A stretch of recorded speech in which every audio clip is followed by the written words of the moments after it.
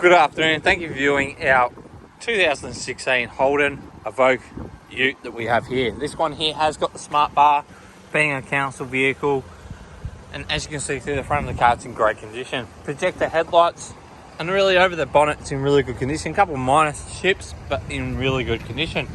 Down through the side, plenty of tread on the tyres, and look quite straight and tidy down through the side. Weather strip shields as well, and as you can see in the trim, it's got the cloth trim.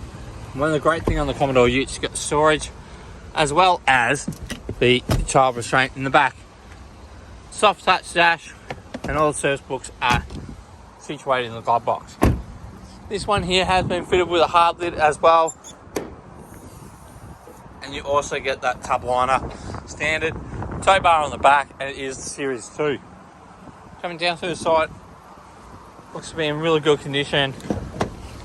And coming through inside the vehicle is where the Holdens come to life. This one here has got full electrics, cruise control, and all your other controls throughout. In great condition, with a fantastic history. We look forward to seeing you soon. We do have a range of finance and protection plans available to protect your new car.